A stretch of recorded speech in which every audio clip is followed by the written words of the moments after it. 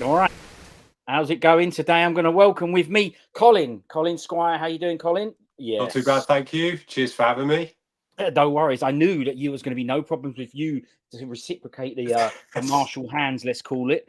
But there you go. Yeah, straight in there. But listen, thank you for coming on. I appreciate that. I really, really appreciate it. Thanks very much. We've been meaning to catch up for a while, and Yep, we're here now. we are. Oh yeah. Now look. Normally, I have a look at people and have a look at what's going on, and there's a lot to discuss before we even go anywhere because of now. Once I said this to, he won't mind me saying because he doesn't know that I picked up on it. But once Peter, I said to him, I want to know about your background, and his face. By the way, I didn't pick up on it at the time. It was only when I watched it back.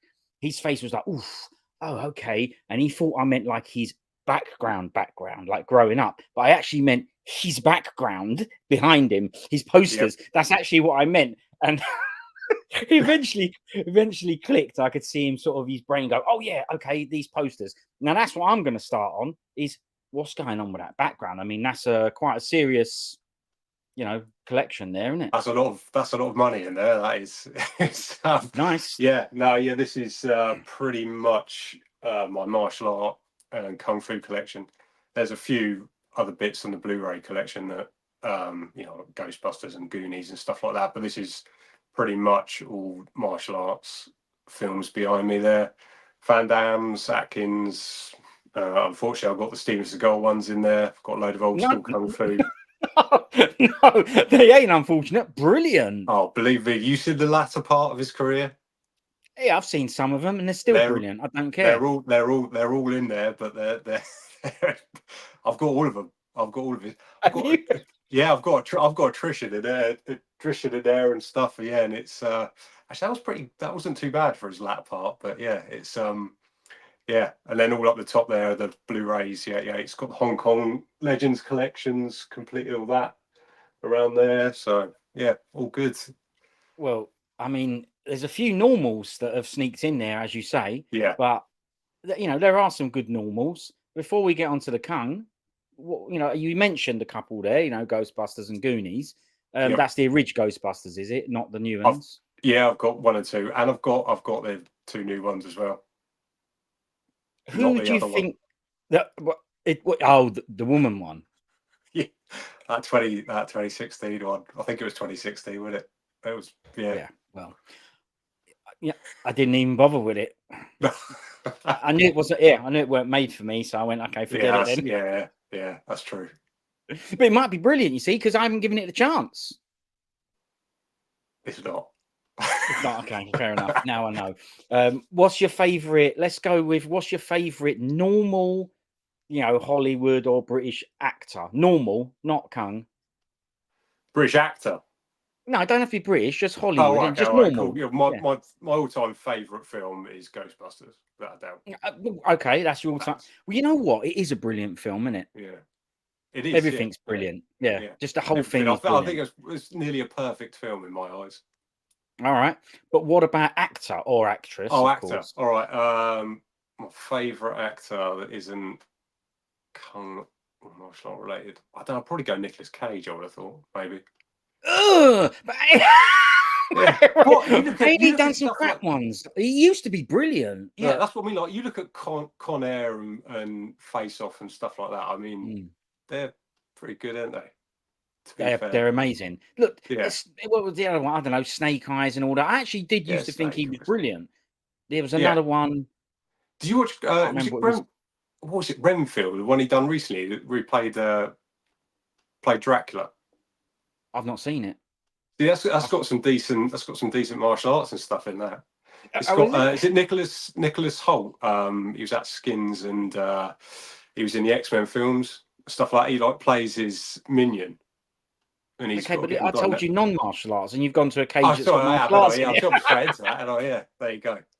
You can't help yourself.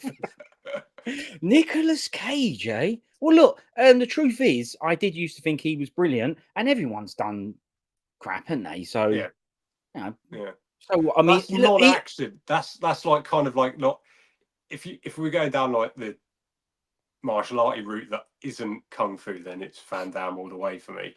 But that's Mhm. Well, we'll get there. Okay. Somehow we'll lead on to. I'm We'll trying lead to on. lead you in there with this. No, not Alright. really. It's too early. Too early days. We can't get onto Van Damme yet. I'm Alright. still going with Seagal, right? Because Yeah. I just want to ask you about it because I know you're into martial arts as well. Yeah. Is this real thing about that bloke where people just constantly say that he's crap and he ain't real and it's not legit? I mean, in my opinion, whenever people say it, I go, "What are you talking about? He's absolutely legit." Yeah. You know, why would you, if you've seen a rubbish film and you think he's crap, the films are crap, all right, but why is it they all say, I'm not saying everyone, but most people you bump into, if that bloke gets brought up and mentioned, it's like, yeah, he's rubbish or he's not legit. So what are you talking about? Do you not read or watch anything? How is this guy not legit? What's your thoughts? I mean, to me, he's proper legit, right? To me, you're looking back at when he was in Japan and stuff like that. I know people say that all the Aikido and stuff is a bit, it's quite a divisive martial art, I think. Yeah, Myself, but it's the martial I art that he like it. I like chose. it, but then people look at the demonstrations and they're just fooling and stuff like that. But to me, there's definitely an art in there, and it must work, otherwise people wouldn't practice it, sort of thing. But when you've got his bulk up to about exit wounds where he's in it, I think after that a lot of people kind of went off it because most of the time it wasn't him in there. You can blatantly see it's his doubles and stuff, and it's it's. I think that's kind of where it goes down. And I'm going to be honest, I've met him, and I thought he was a bit of an arse myself. So never meet your heroes. I never said he was my hero. Anyway, yeah. Was he? What? How did you meet Seagal then? Well, I mean, By the way, before we go on to how you met him, yeah, I think that it don't matter whether you think Aikido is legit or not, or a good martial arts or effective. I'm saying that's the style that he went into. That's the style he chose, and he's brilliant at it. So yeah, I agree with that. I mean, he's good, and his early films were brilliant. And you know what? The later ones, I haven't watched any of the real. I don't know if he still even makes them, but before Blu-rays came out, I was the same as you. I just went, "It's a Seagal, it's a DVD, it's a $5," and I got them as well. I don't think I ever got through watching them all. I don't mean when I started watching them. I'm saying I think there's some that I got that I still didn't watch. I haven't watched. Every single cover was the same. It was a big face and a gun and a car maybe in the background at the best, but it was always a gun. And we always used to laugh about it. Gun and face, Seagal. And there was one I remember watching where, as you say, he weren't in it that much, and he was even dubbed, like his voice when he was reading out letters and stuff. I remember it weren't his voice, and I was like, "Oof, he's really not there today." That wasn't Sniper, was it? Was it Snipers? Yeah, he was not in that much. That was dubbed all the way through. And oh god, what was the other one? Against the Dark, I think, where he's a vampire slayer. He was dubbed in that as well, I think, most of the way through. Brilliant. You see, it makes it even better. I remember reading something about him where he said what he used these films for, as in, the money from them and stuff. And I thought, you know what, he's brilliant. So I don't mind that they're crap. It depends how you take them, right? It just depends how you view things. If you want to take it all serious and you want to get the ump of it, you're perfectly welcome to do that. But me, once I knew what they were, I went, nah, these are brilliant as well. Yeah. Yeah, I mean, if you go in it with the expectation of knowing what it's going to be, then they're an easy watch. Some of them I haven't been able to get through, so that bad. But there's a few there, like Pistol Whipped and stuff like that. They were pretty good. I mean, there was quite a few. Peter Weller was in that, I think, and stuff. Yeah, it wasn't a bad film. But is that RoboCop bloke? Is it? Yeah. Yeah. Well, I think the worse they got, the better it made it, because it weren't like, I'll just do a few crap ones. It's like, this is what they are now, and it just became the thing. So I like it, even though I say that, but I haven't don't get by them anymore and I ain't watched any for ages. That's just because there's too much stuff. So I like it that you've got Seagals there. It's absolutely brilliant. Well, thank you. That's good. Yeah. Yeah, it's the best. How did you meet him? So it was a Collectomania in London. He was doing the signing and the meet and greet and stuff like that. And so he knew that he was going to have people turning up, and he was still rubbish to him. Yeah, he was pretty bad. Yeah. So I had 8 by 10 that I was going to get signed from Nico, and I was there. I was in the queue, and I saw him. I was like, bloody hell! I'm starting to get nervous, and my thumb started. I started sweating, and the ink, the print of the 8x10 got damaged, and I was like, oh, I ain't gonna get this signed. So I was like, oh, I went to leave the queue. I asked one of the helpers there. I was like, can I just go change this? And she was like, yeah, sure. Then the security guard was like, what's going on back there? And started getting all shirty with me leaving the queue and stuff like that. Yeah. And I was like, bloody hell. What does it matter? I said, I'm nowhere near the front. I'm just going to go get it and then come back. But don't forget, you've forgotten the bit where you said you were starting to get nervous, so you looked dodgy at this point. Well, maybe, you know what I mean? Yeah, maybe the right. Sweat, so the guard was picking up on some of these vibes. Yeah, well, what's wrong with this bloke? What was he twitching for? Yeah, you should have said, yeah. You listen. We were saying to that security guard bloke, like, you try queuing up for Seagal and see if you get nervous, and we'll get to that in a minute. But carry on with your story. Sorry, I couldn't leave the queue, so she went and changed it for me. And then when I got up there, the lady who was saying what you want signed on it and stuff like that, I was like, oh yeah, can I just get his signature, no name, nothing like that. And the security guard was just staring at me, and I was attempted to speak to Stephen, and he was like, I don't know what you're saying. He was just like, as blatantly as rude as that. I said, oh, I'm sorry, I was just asking what your thoughts were on if you were going to be in another Expendables or if you would do the other Expendables. And he just looked at me, signed a piece of paper, or signed the 8x10, and was like, I would never do crap like that. And just, that was it. Just love it. Ushered me on. That was like the only words I got from him. Love it. Anyway. And this is a bad experience for you? I mean, you've made it sound amazing. I absolutely love it. And then after that, we had to queue up for the photos, right? In front of me, there was a guy in a wheelchair who went and had his photo taken. Steven Seagal was stood there. He was doing his usual hands cupped pose where he didn't move. He stayed upright. He's a tall bloke. He stood upright. Yeah, he stood upright. That's charming. You know how tall he is. Steven Seagal is like 6 something. Right. This old boy in the wheelchair, they wheeled him in, didn't acknowledge him at all, took the photo. Yeah, the poor guy wheeled on through. Then I went and had my photo done.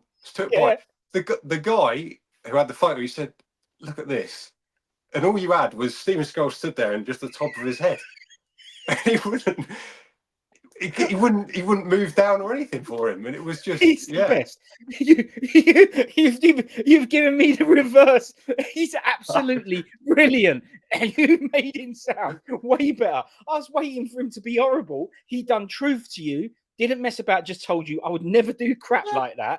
He couldn't hear you, right? He couldn't understand what you were saying. That is your fault because nerves got the better of you. You admitted that before you even got there. So, of course, he was nervous. And then he told you straight, I don't do crap films. I do good films. You've seen them all on DVD. I do not do crap films. And then he's massive and made no adjustment for a bloke in a wheelchair.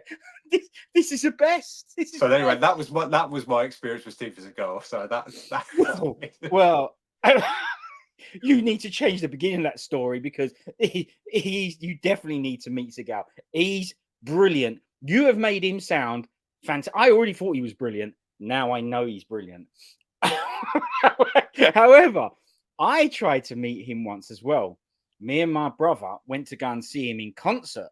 That's right. Oh, God, no Kung. I think it's called Funda. Is that the name of his band? Yeah. I think he played near me.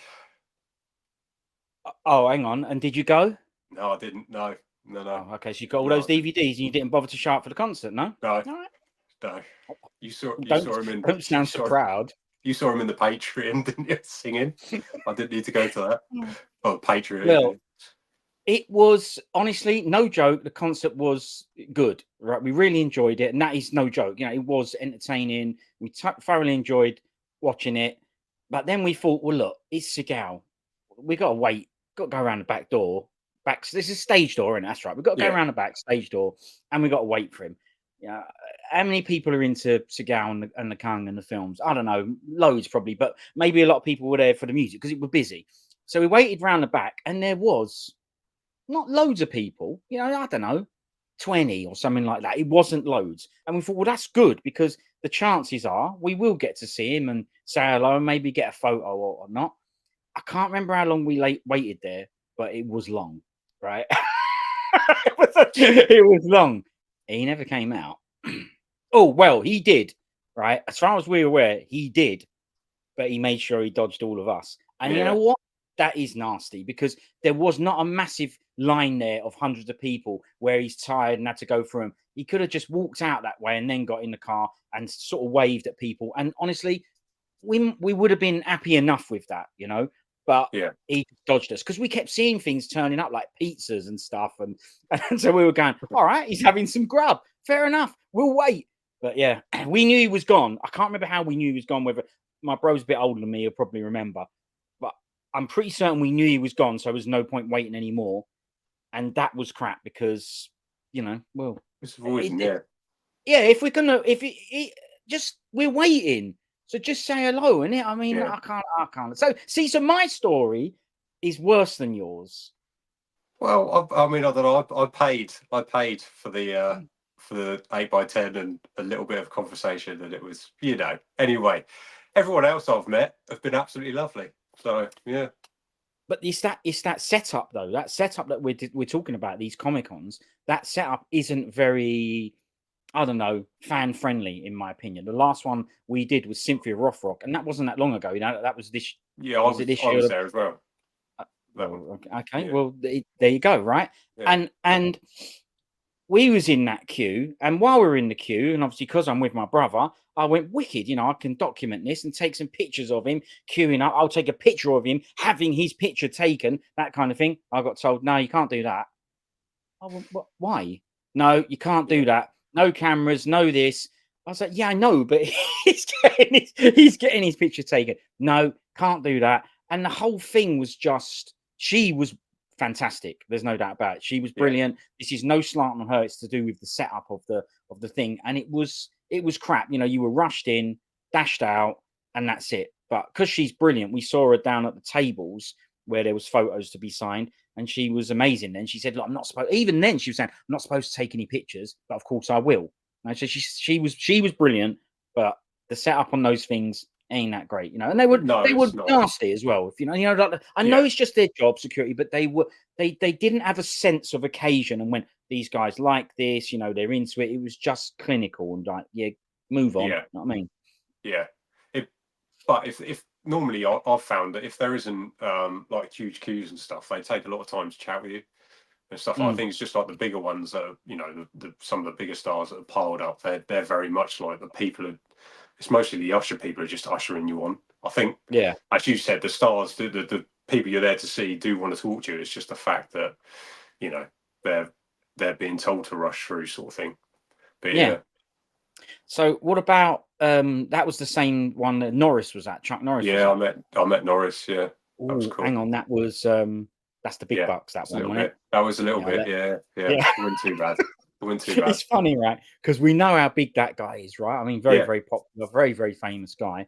And looking around at the queues for things, his weren't that big. And, you know, we guessed why that might be. It didn't look that big. And that's because his was pricey, wasn't it?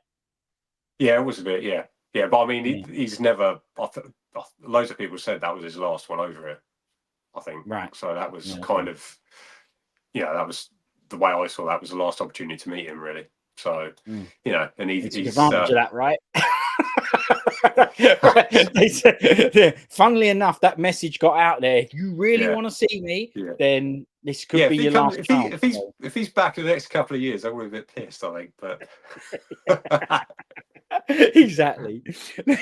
You brought something up there, and I find it very, very interesting that you said there, and I'm glad I haven't forgotten because I always forget, but it's in my mind because you said it. You mentioned nerves, and I'm going to say I totally understand that and I get it. So tell me a little bit about that. You obviously feel the same as what I do, and my brother's the same as well. We queue up or go to these events or whatever to meet people, and I think it's pretty nerve-wracking. I mean, it's Seagal, right? I mean, he's power, that's understandable. But do you feel that as well? That natural, I don't know what it is. Just speak to me about that a little bit. How do you feel like? I don't know. It's just like I mean, you've watched these people on screen for years. You know, like Mark Dacascos. When I met him, it was, you know, Drive was a really important film to me. That was kind of a massive turning point. That was, and when I saw him, I was really nervous. I was just, what do you say? What am I going to do? You know, how's he going to be? Am I going to ask a stupid question like I did with Seagal, or yeah, or anything like that? But then It wasn't a stupid question, but you got a true answer. If you don't want the truth, don't ask it. You wanted a fanboy. Oh yeah, I love the Expendables. It's brilliant. He just told you straight. Brilliant. Fanboy. It's called then Dacascos. Yeah, Drive. Good one. That was, and it was. I don't know. Once you get there, it just kind of all disappears. I think it's just the anticipation of building up for it, isn't it? Of but once you start chatting to them, you're like, oh, actually, they're just human anyway. And they're most of them are happy you've taken the time to queue up for however long and go on there. Like with Mark, I mean, I stood there and I talked to him for a bit, and he was on about how the Drive 2 was on the verge of getting made, but then the production company pulled out and it just got shelved and all that sort of stuff. He was telling me about what was going to happen in it and all that sort of stuff, and I was like, bloody hell, if he doesn't need to talk to me about this, but then he's taken it out of his way to do it. Yeah. So well, he appreciated that why you were there. You were there to see him. Yeah. I guess you told him that you really liked Drive and it was a turning point for you or whatever. And again, he had sense of the occasion and went, no, this guy's here to see me. Don't have to be here to see me. So you know what? He's brilliant. But no better than Seagal. I mean, Seagal didn't do anything wrong. No, he didn't. No, I think to be fair, it was just his attitude. He didn't even look up, and there was all the stuff that went on in the queue and that. So I was already a bit paid off anyway. But I didn't. Me personally, I didn't have a very nice experience like I did with everyone else. But it was. Okay. Each to their own.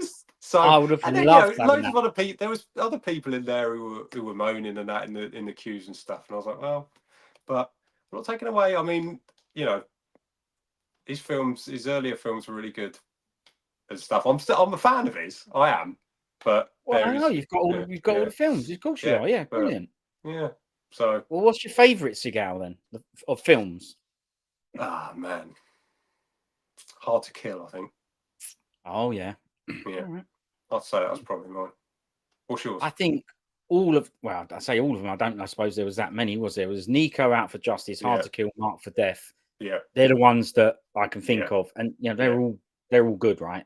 That on Deadly Ground was pretty good. Then I enjoyed Exit Wounds and stuff like that. So I liked On Deadly Ground as well. That was another good one. Fire Down Below, That was that's On Deadly Ground again, isn't it? I mean, it's the same film. But I liked both of those. Yeah, I agree. Both of those. Yeah. Oh, and Under Siege or whatever. Oh yeah, Under Siege. Under Siege 2 is better than the first one. What, the one on the train? Yeah.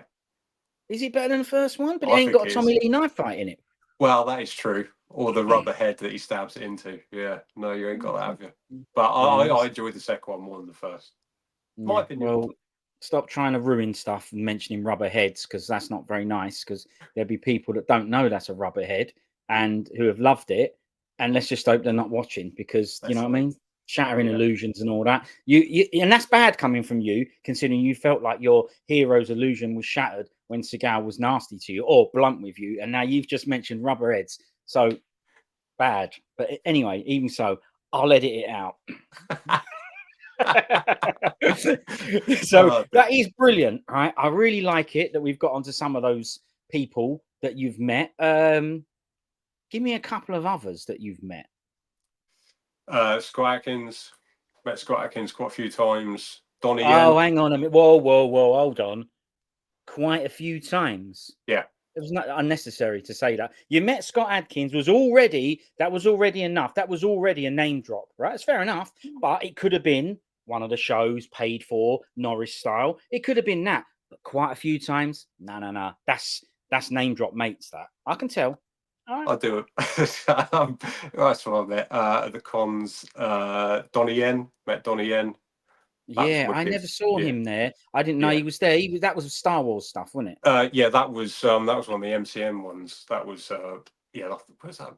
No, that was in London. That one as well. Yeah, no, that was really good. I mean, he had time for everyone as well. It was really nice. Excellent. Yeah, that's what I met now. Oh, mine's gone blank. Obviously, I've met Mark Strange. I've done stuff with Yeah. Mark.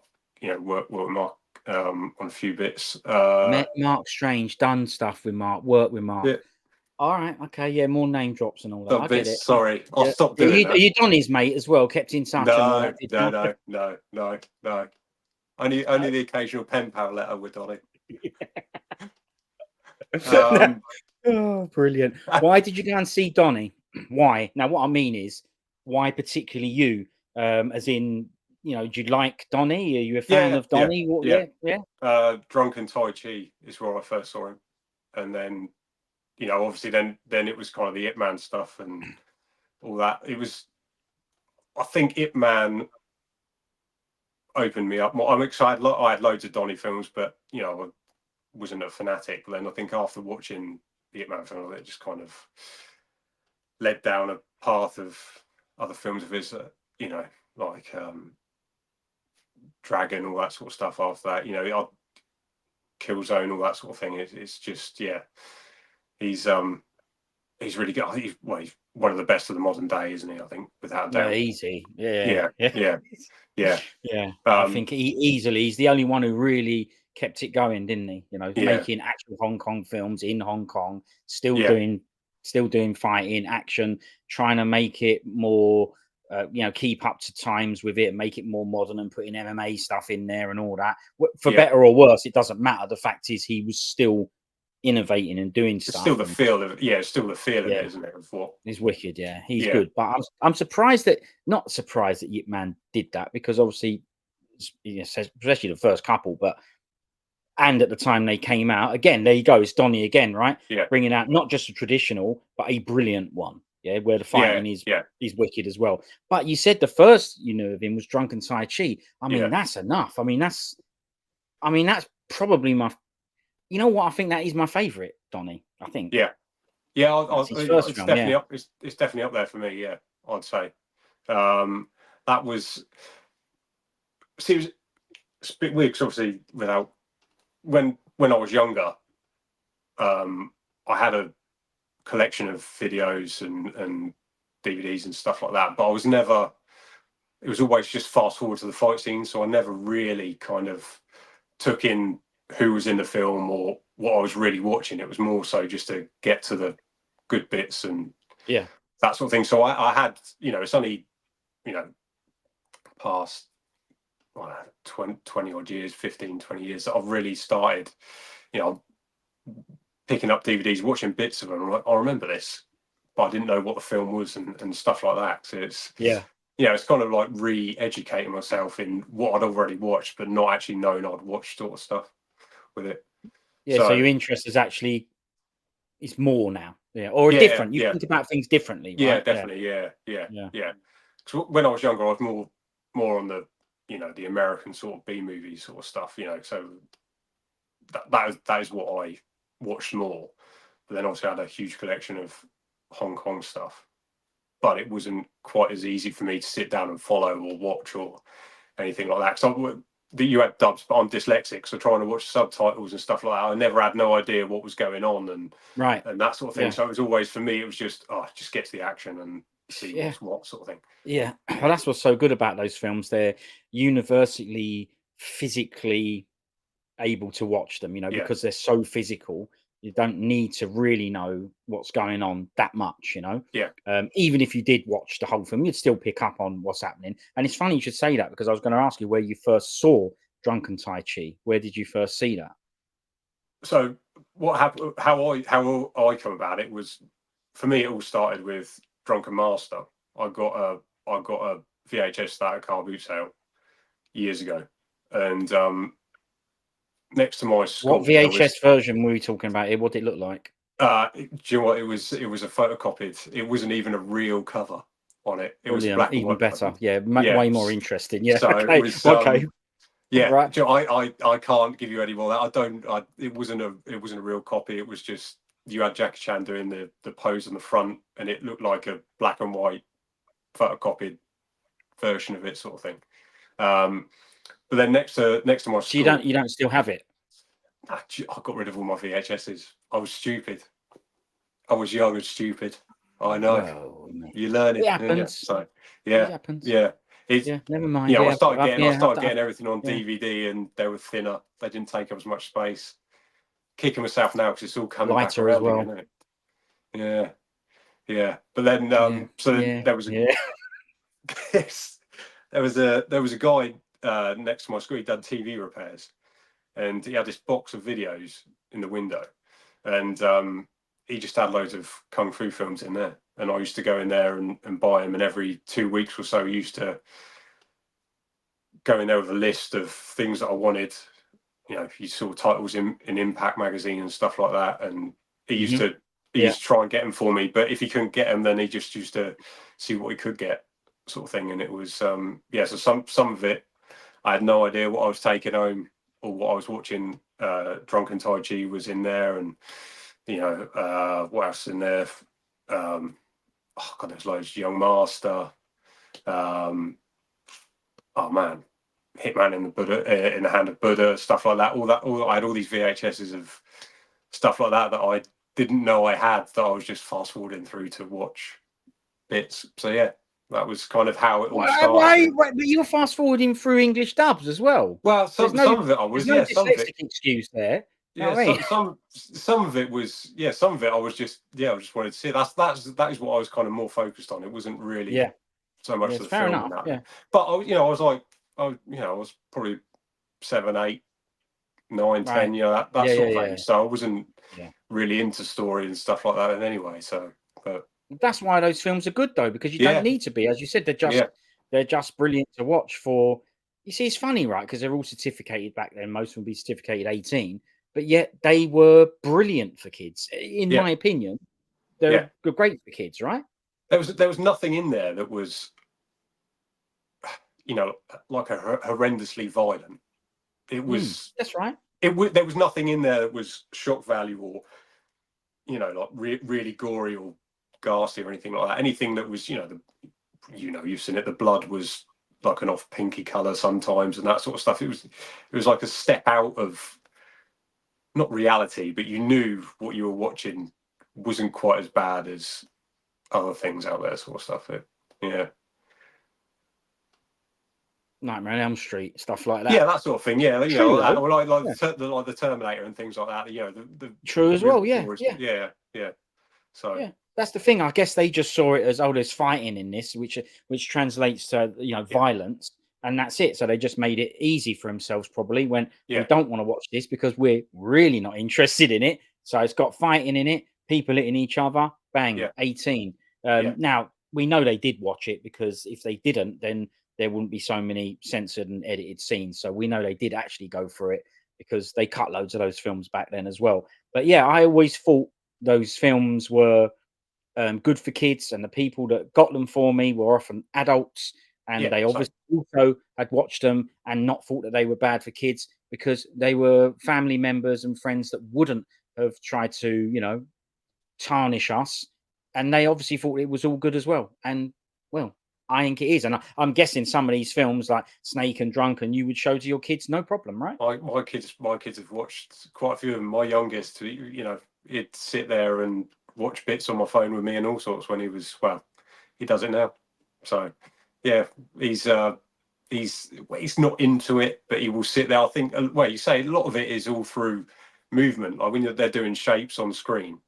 Yes. It's not kids now have got short attention spans, but you're watching movement, loads of movement on screen, and it draws them in, doesn't it? So yeah, it keeps him captured. Yeah, because it's interesting. Yeah. And I think Rodney said it to me once. He said, the animal styles are things that kids will be sort of, I don't know, excited by. And I have to say, I didn't think about it at the time, but yeah, I can attest to that and go, yeah, it was brilliant watching Jackie Chan do Snake and Monkey and Crane, and it was brilliant watching it. And most of it it's not the average thing that someone can do anyway. So they're watching younger people. I was watching that and I was like, how are they doing this? Yeah. when I was a kid. I'm sure it's the same for my lad when he's watching bits of it, like how, you know, how they do it. I remember watching Jackie Chan and Snake and Eagle Shadow. It was something minor, but in the final fight, he does like the back crab, but he rolls in it, doesn't he? Yeah. In it and That's stuff. And I'm right. like, how Yeah. is that? How has he done that? And he done like 3 or 4 rolls in it, and you're just like, you know, it's crazy. It Watching it as is a kid, crazy. that's what drew me in. It was like, I don't see how this is humanly possible. Yeah, that and the training scenes were always Yeah. ones Oh where yeah, I all the just thought, training scenes. blimey, you know, what is going on here? And it's funny you should mention that, because back then in those films, was talking specifically Jackie Chan here, they were actually doing it. You know, there was no Yeah. green screens and CGIs and very little wires, little bit of reverse camera and stuff sometimes. But other than that, that backward crap bit that you're talking about, you know, that bit, I know exactly the bit you're talking about. He's doing that. I mean, it's, you know, Yeah. it's real. And this is the thing, you're looking at this stuff, and I always thought that they were like real life superheroes to me. I couldn't believe the things they were doing, and it was just real then, you know. Yeah. And And I think also the way you look at the overall look of the film with how gritty they are and how they were filmed, there was no, it added realism to it. It was like, or I'll use Terminator again as an excuse. You know that that's all sharp and looks really great and all that sort of thing. But you know, you're out of a reality there with that. But I guess back with that, the way the film looked itself, it was believable. There was 2 humans there doing that sort of thing, or 3 or 4 humans there doing it. So yeah, good that's point. yeah, I think the traditional era absolutely adds to that, the yeah, primitiveness of it. You know, a hut in the background, just some grass, maybe a wooden hut, maybe some mountains. It, like you said, there's no technology like, you know, guns, cars, and stuff like that. It's just, you know, you kind of feel like you're getting what you're getting. yeah, exactly. Like I mean, like Real. the end of Secret Rivals. You know, they just fight Hmm. in front of the in that setting there. There's Yeah, nothing around. They're just yeah. in the middle of this desert or wasteland, and they're just having this fight. It's And having a smash up. Yeah, there's just nothing. There's nothing else to it, is there? You're just watching it. You know it's happening, and it's yeah. Other than the brilliant. movements, it's just they're just kind of like yeah. That's what drew me into them anyway. And you know, that moves us on to the t-shirt there. You know, yeah, brilliant. Yeah. Yeah. Now, did you meet this fella when he came over? No, did not. Ah, No, no, I did okay. not. We because he was at the calf, wasn't he? And did you meet him when he came over? Yeah, I think I can't remember what year it was.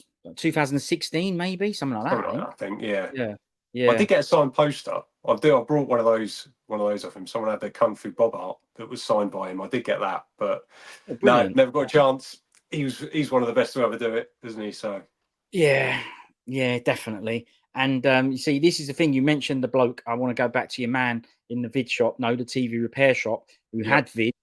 Um, who is this fine fellow that kept you stocked up in kung fu? Joe. I never even knew his name. He was just the guy. It was a TV repair guy. I went in there once, brought it, and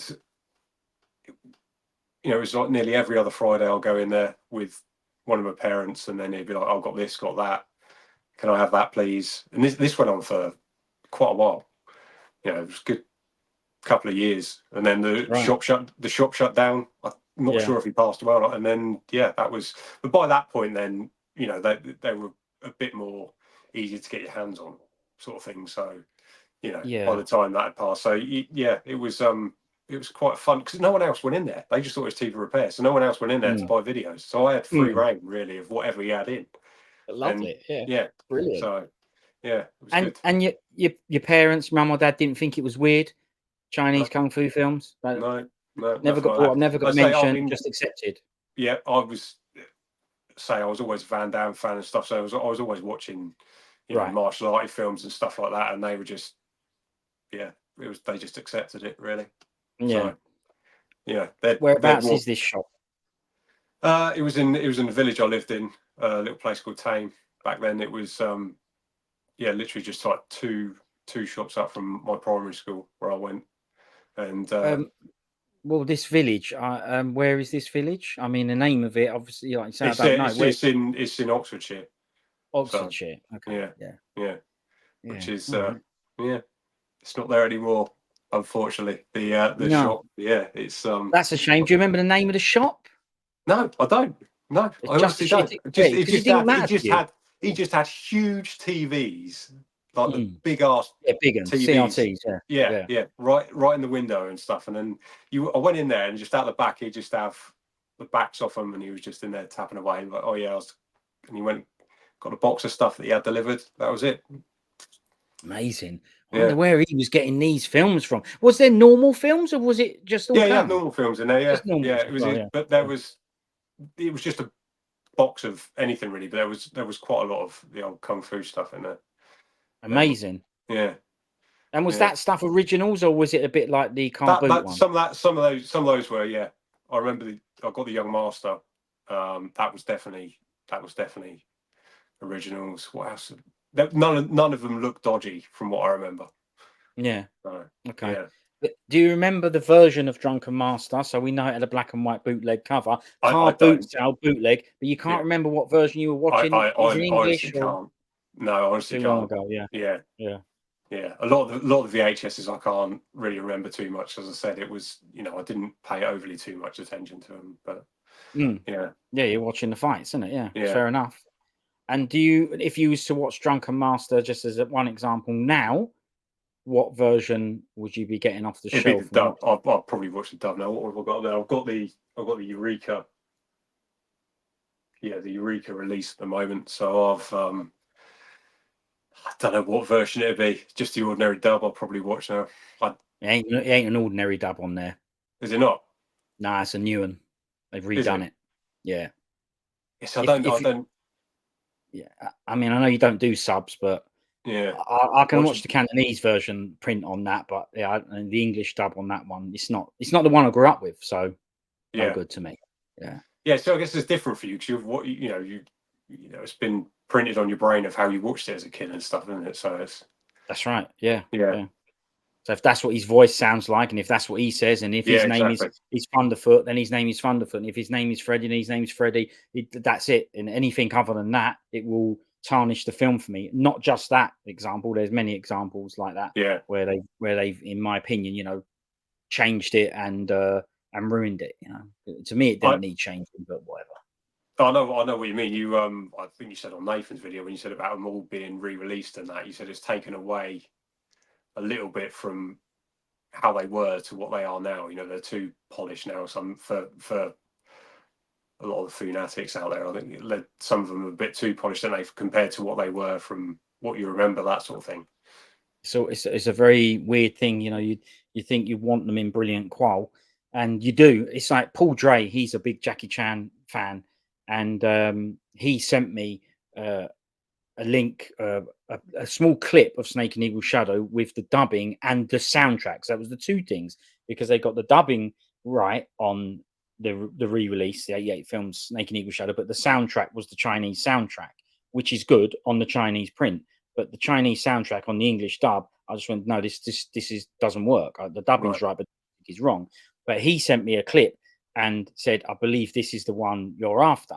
And he was absolutely right. It had the music and the dub. So he's big into this thing as well. But what he said, so I was really excited then, because he's a Blu-ray, right? A new release, but a German Blu-ray, right? This is the version. It has what I believe you want, which is the same as what he wants. But his end of the message was that nothing beats the tape. Right? So he thinks the same. It's like, bloody hell, nothing beats the tape. And I said, yeah, I know, I'm with you. So you're right. It's a strange thing though, because we would have wanted we didn't yearn for them to be better quality. If we had bad qual bootlegs, of course, they're basically black and white or crusty yellow qual. And Rodney said he saw green qual. His was green qual. Mine was crusty yellow. We had loads of real bad qual vids. And of course, we wanted to see those in better quality, but just normal quality. The widescreen is what opened us up, really, because we were missing a lot of the fighting, where it was pan scan and crushed into this box. It didn't irritate any of us at the time. We didn't know we were missing it. We only didn't know there was such a thing. Even the cinemas having widescreen meant nothing to us. We had a 4x3 CRT TV in your bedroom, and that's the shape of the screen. and the films were made to fit in that screen. So it never ruined the films for us, ever. But once you started to see more and go, hang on a minute, there's a bloke standing over there and I never knew it. And, then, that was good. Eye-opening, if you like. But he's still right. Paul Dre's right. Nothing beats the tape. It's everything. It's everything. It's the box. It's the clamshell box. It's everything. Yeah. It's the box. It's the artwork. It's the tape. It's the putting. It is a nostalgia thing. It 100% is. But I've got no problem saying that's my era. That's the era I grew up in, and discs and stuff are all well and good. But it's exactly the same with video games and cartridges. I feel exactly the same about that. Old PCB boards and discs. I was never a fan of that stuff. Yeah, it was a better media, as in, oh, hang on, look, you can store loads on it, which means you can have way more game. But the games weren't better for it. And we went from no loading to loading. Well, we went from loading on cassette to no loading on PCB, back to loading. And it's like, well, hang on a minute, where's the improvement? So anyway, that's just me because, look, I'm an old fart, right? But I can't help it. So there is definitely a nostalgia. But even now, with those tapes, there's something about them. They just hold a lot more than a box and a disc. And obviously, as we know now, it's 10 times worse, right? Now we don't even have physical media for a lot of films. It's just streaming. Yeah. Which, as a collector, that's quite a pain in the backside, isn't it? But do you still have a lot of tapes, VHSs and stuff? Do you still got quite a large collection? Yeah. Anything I had a big clear out. No, it's not a big clear out. That's just not true. It wasn't a big clear out. I've said the story before, so I'm not going to go into it too much. But the ceiling was collapsing from the weight, and we mentioned that. Yeah, well, no, it's real. Legitimately, a beam needed to be replaced. That was real. And it wasn't just videos that were up there, but videos are notoriously big, as you said earlier, and they're heavy as well. And so I just looked at a lot of the stuff, and I was wrong because it was before I did this channel and wanted to speak to others about this stuff. But something had to go, and I wish it wasn't those. But all the originals, all the big box stuff, all the stuff that I've got all of those years, I kept every single one of them. I didn't get rid of any of them.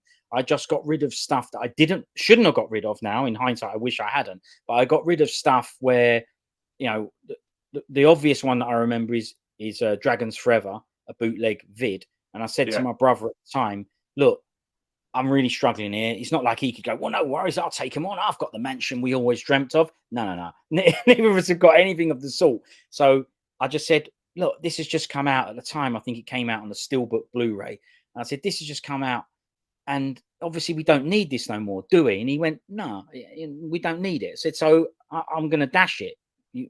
You know, what we're saying, because it's a team, right? What you're saying. And he went, yeah, no, I agree. Dash it. Now, obviously, I shouldn't have dashed it because that's part of history, or at least our history of that's the first time we saw Dragons Forever in that quote. And I can talk about it, but I can't prove it. It's gone now. It was a cinema job. So it was someone taking it in the cinema. It wasn't, I can't even remember what language it in, but it definitely wasn't in a Chinese, Mandarin, or Cantonese language. And it had loads of subtitles, and the qual was terrible. And I wish I never got rid of it. But a lot of those films I got rid of.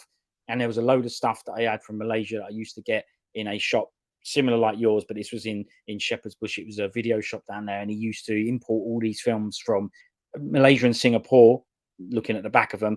And all of those, I went, well, these were crap qual at the time. And yeah, I got rid of a lot of them. And obviously I regret it. Yeah. And when I got rid of them, I didn't even think to give them to someone that would appreciate them, that would like them and would treasure them or anything like that. I dashed them. This is what I did. Yeah, it was because I had a huge box of Jackie Chan films in there, a huge box, and I took them into the VHS trade place when DVDs started coming in and stuff like that. And you look around now, and as I said earlier, like the VHS seem to be coming back. Everyone seems to start collecting them again. I was like, oh, bloody hell, the amount I had, it was just But it is what it is. You need space. You think you're moving on and doing whatever, but Yeah, I mean, I didn't feel it was like it felt like a necessity of what you're gonna do. Remember now I have something, I can think of something to do with them now. Share the experience with others. But then I didn't have that, so I just went, well, it's all been sitting here for ages. It wasn't a financial thing. I just told you I never sold them or anything like that. I just got rid of them. It was a practicality thing with space and, more importantly, the weight. Yeah, Stuff, you know, was so heavy. And yeah, I regret it. But believe me, essentially, I did not get rid of my VHSs. I'm not really. There are a few things that I've bought new currently, old stuff that I've collected now, but I would never saw myself or my brother. We didn't really see ourselves as collectors collecting things. We just liked the stuff. We came across the stuff and then we bought it because we liked it and wanted it. We didn't buy it to trade, to sell, to say, oh, look what I've got. It was never that. It was just because we wanted it. And that means that you ended up with a collection, but that wasn't the plan. You wasn't trying to collect. You know, I didn't get films or video games or anything that I didn't want because they're going to be brilliant later. I got ones that I wanted, you know, that I wanted to play, that I wanted to watch. So it wasn't collecting on purpose. Yeah, it turns into a collection, but that wasn't the goal. That wasn't the plan. But those vids, yeah, I mean, essentially, those sort of Singaporean ones and that aside, I kept them all because, well, I don't want to get rid. I wasn't ready to get rid. I weren't really ready to get rid of them. It was just practicality. So what I'm saying to you is, when I see stuff now and people collecting now, it's not like that for me. This is just current stuff. There's a couple of things, because I was doing Snake and Crane videos, and I know this guy Nick Singh, and he had a load of gear. And when we got anything Snake and Crane, and so some of the bits were bits that were new to me, new to the collection, if you like, because I didn't have them, and I wanted to make vids about Snake and Crane.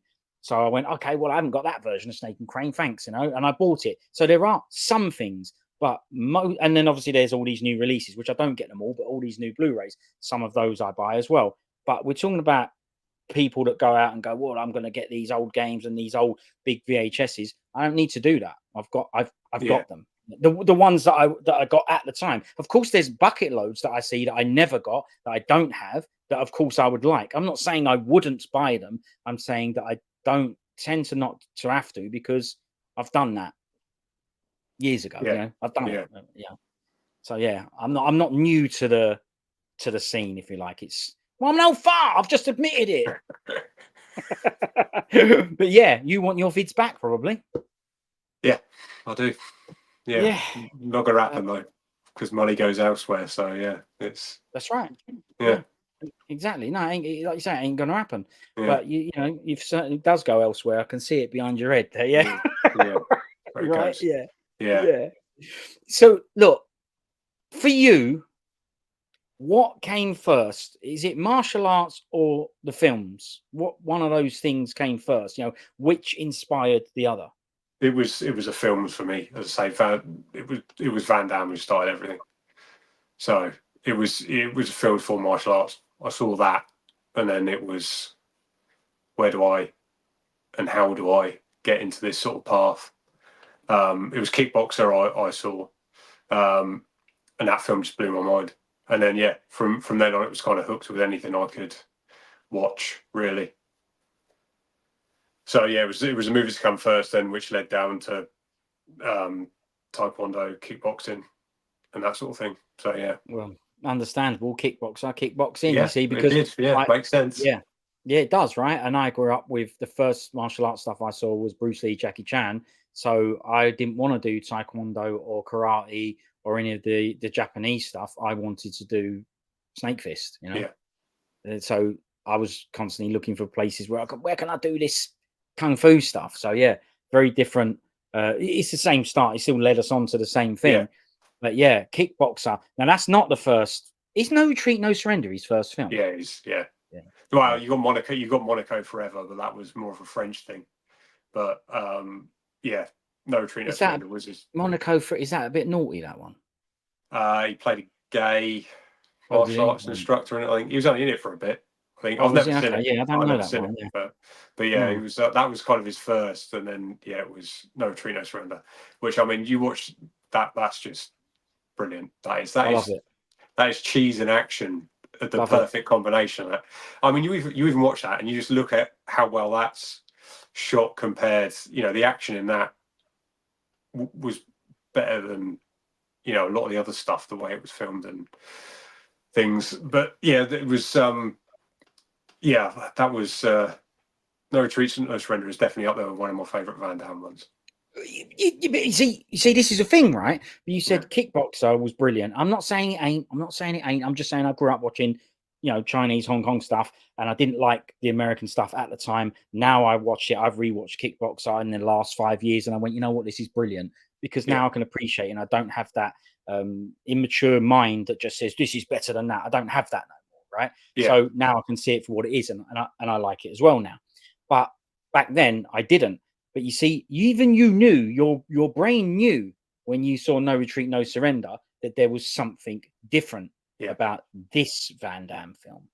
Yeah. And we know, right? It's got the Hong Kong style choreography, and it's got the sound effects as well, which that's why that's my favorite Van Damme, because this one I went, bloody hell, this bloke's brilliant. He was great in it. Yeah.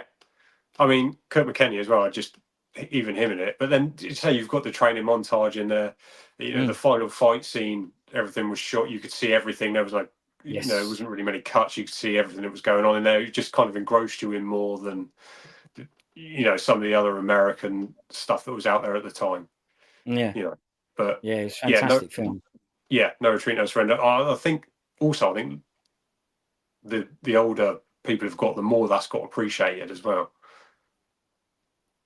Yeah, because you're right. A lot of people just see it as, or did see it as, cheesy crap or whatever. Yeah. But yeah, I obviously I didn't. When I watched it, I went, bloody hell, this is brilliant. I could tell it was a good crossover for me because it was in English but not dubbed, a normal film, if you like a Hollywood style film.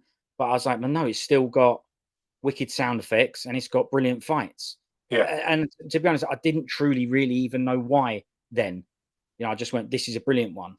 Yeah, see, neither did I till later on. Why it was, why it looked different, or why it was different to what else you were watching at that sort of time. But, yeah, I mean, you can't really go. Well, for me, you can't go wrong with a Van Damme film anyway. Okay, so you don't feel the same with the Seagals, because even though you've collected the Seagals, you said that some of these films later on, right? Well, Van Damme with the latter part of Van Damme films, it's kind of, he's travelled more down the acting side of things. So you watch stuff like Until Death or Wake of Death, and even Man of Darkness and things like that. He's although it's not perfect, his acting in it, he's playing a lot of a darker. I guess that's maybe he's relating to what he's been through in life and stuff like that. But a lot of his character acting in it has got better. With JCVD, you watch that. I mean, that was a turning point for him, wasn't it? I think that was a resurgence of his career anyway. Yeah. But you look at it from there. So that is what the difference is. But for me, is that he isn't still trying to be what he was when he was younger. He's adapted to a style that he can do now.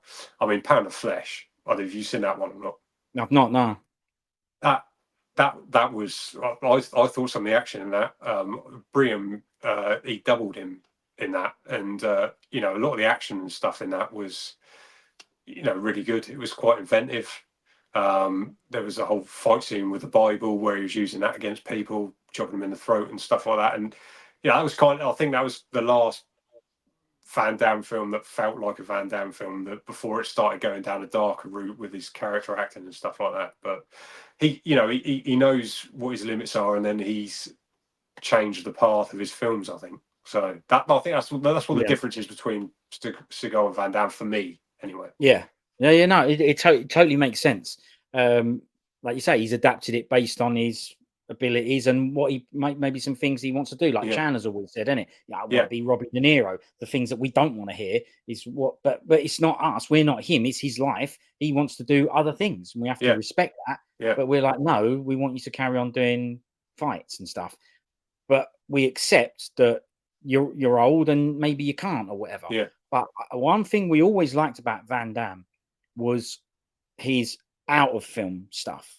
So we always loved it when he was on telly or he appeared on a red carpet somewhere. Yeah. Because he would go straight onto that red carpet and he'd start holding his leg up and doing boot and spinning round. Yeah. And we always loved that about him, because we loved Jackie Chan, right? Big time. But he'd turn up and say he wants to be Robbie De Niro. And Van Damme would turn up and he had a real connection with why we might want to see him there. Real close connection with it. And went, listen, I know why you like me. And I'm going to prove it. And he'd be doing the kicks and everything. And we just went, you know what? This guy knows. Respect to Van Damme for that. We loved it. Whenever we saw him on telly, we loved the guy, just doing stuff like that. Loved it.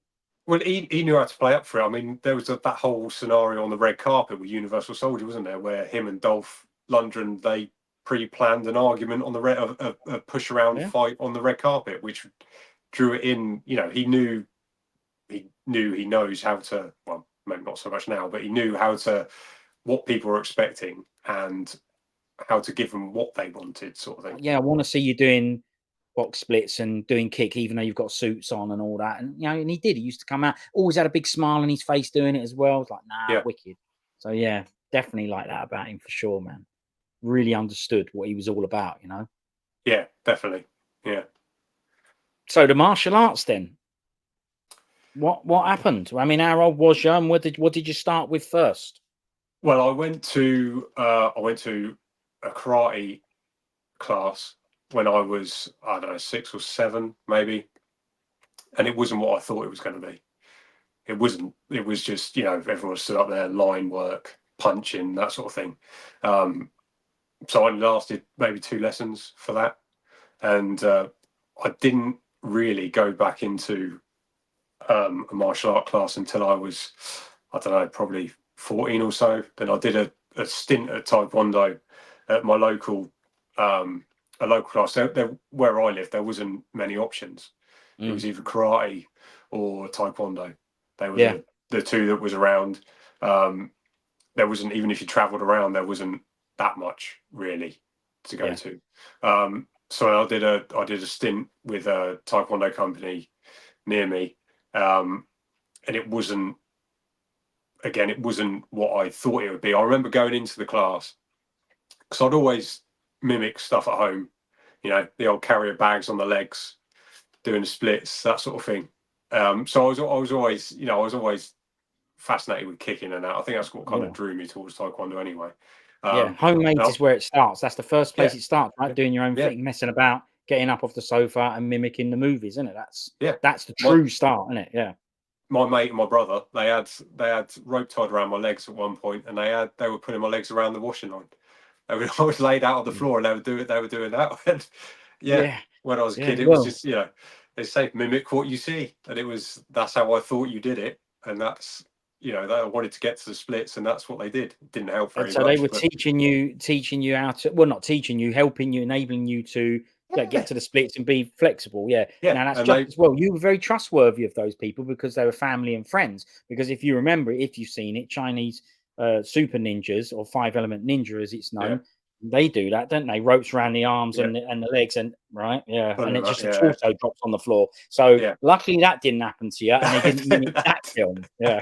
But so that was and then I went to this Taekwondo, and I remember I was in the circle sparring, and I'd done this kick, and I just held my leg out, and he was like, "What are you doing?" And he had this bit of a rant at me. He's like, "What are you doing? You need to get in, get out, and and all that sort of stuff." And I was like, "Man, this."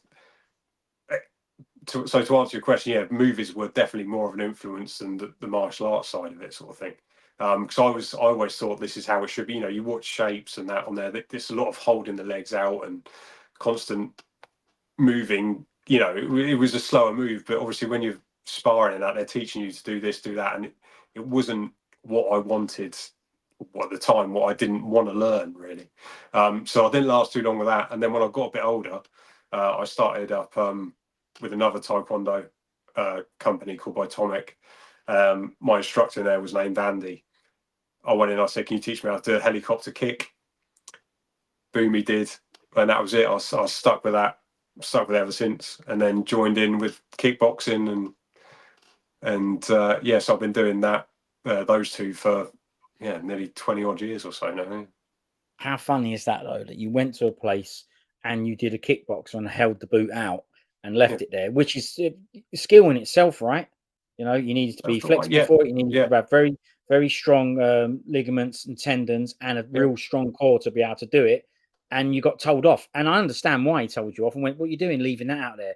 You know, what's happening? You know, out and back, as you say, right?" Yeah. And you're like, "But Van Damme, kickboxer, it's brilliant." But you were like, "No, I didn't come here to learn how to fight and how to do martial arts. I came here to learn how to do film stuff." Yeah. You know, that's again, you see it as. Yeah, that was how I saw what I believed it was really. You know, I'd never really seen a proper kickboxing fight or No, you know, sparring fights or anything like that. So I just assumed like, oh yeah, just hold my leg up here and then that'd be yeah. You thought you were going to get a round of applause, or yes, exactly. right? Yeah, exactly. Yeah. That didn't happen. I just got a bollock No. So Did you not manage to tell him? Listen, I mean, you know what's happening here. I mean, you could have told him this, and this is why. yeah. But I was waiting for him to respect, come back right? in and then rechamber it and then get him again. That's what I was aiming for. That's exactly right. And yeah. you were only playing, right? If it was real, you were training. You were at a club training. You weren't fighting. If it was real, you would have brought it back, right? And you would have done that kick hard, which means that's it, one and done. And he would have held it out there and gone, "There's nothing wrong. I don't need to bring it back. He's done. He's on the floor." Yeah. Right? Yeah. That's what he didn't realize. Yeah, that's exactly it. Whoever this sensei was. Yeah, whoever he was back there, I can't remember what his name was now either. It was but yeah, it was so yeah, that was kind of when I turned, yeah, I guess about 19, 20, something like that. Yeah, maybe 19 or so. It was that's when it started really. You know, I found a decent instructor who I was comfortable with. It was a great class. You know, it was friendly, although, you know, you knew what you had to do there, sort of thing. And yeah, kind of went on from there. And then later on joined in with the kickboxing class. And that was a bit, I mean, that's obviously a bit rougher than what the Taekwondo was. That was a bit more of an eye opener because it was never really, for me, the martial arts was never really, I didn't want to do it in competitions. It was more of a fitness and how to, you know, push yourself really more so than, you know, getting in a ring with someone and fighting. But yeah, it was more the art of it that I was interested in. It makes total sense because of where your interests stem from. You know, someone else might start doing it because they were bullied or something like that, and or you know, for self-defense and a bit of confidence. That's why martial arts is so good. There's so many different reasons to get into it, and yours was for the beauty of it. You know, you don't want to have a smash up. You know, you've seen it presented in a style that's for aesthetics. You know, so yeah, that's what drew you to it. Yeah.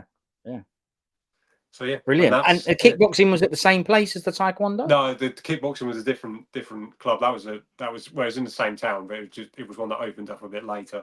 And when I saw the opportunity of that, then it was you know, I kind of fed down that path then as well. And you did both? Yeah, so I still do both. Yeah, I still do both now. Yeah, still? I still do both now. Yeah, still do both now. Yeah.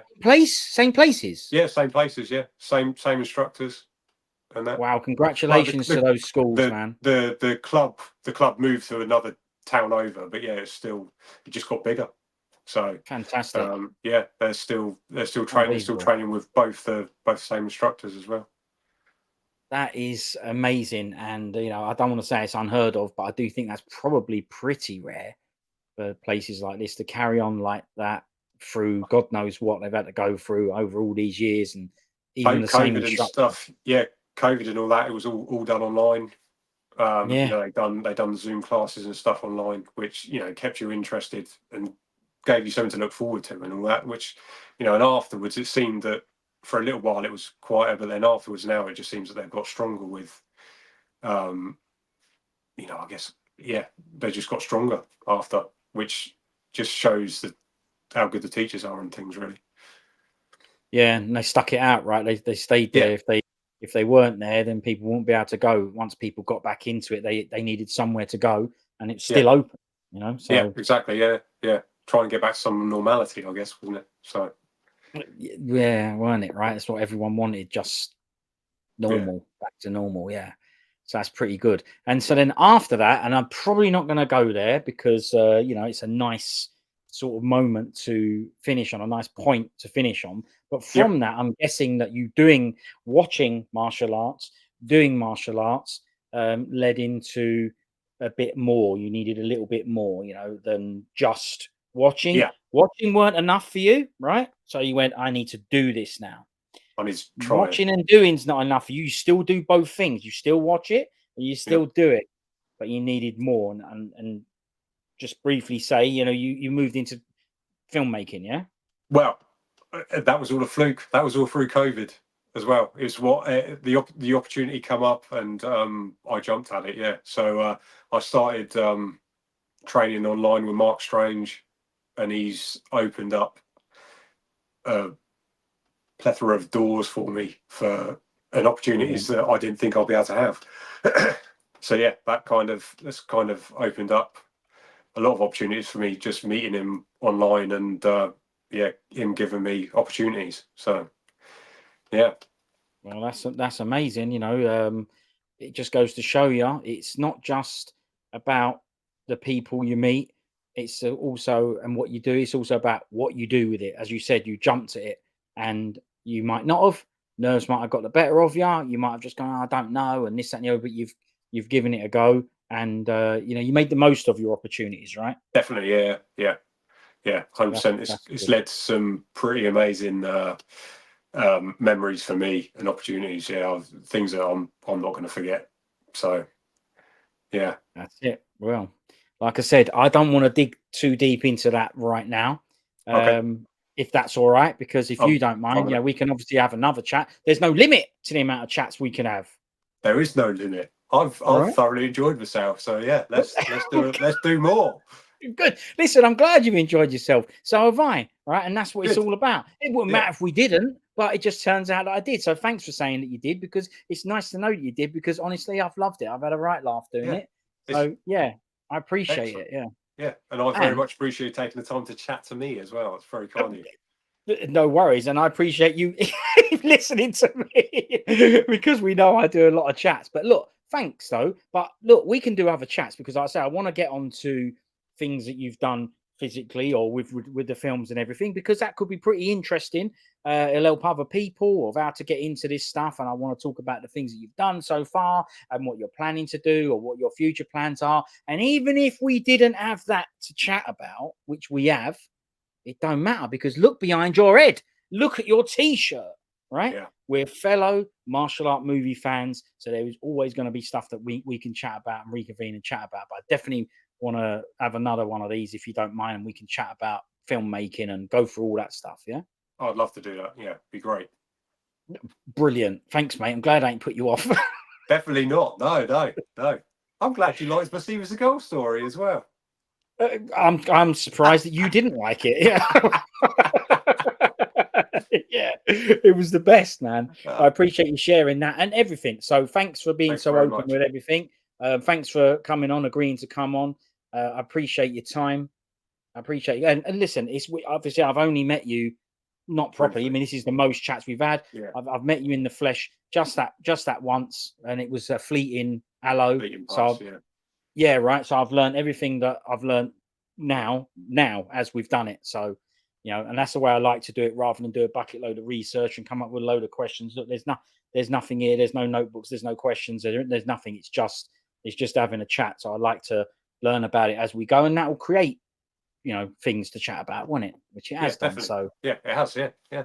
Right. Otherwise, I mean, look, I didn't know you had the Seagal story, but it still came out. Natural. Wicked. And I'm sure there's plenty more. Listen, thanks for your time.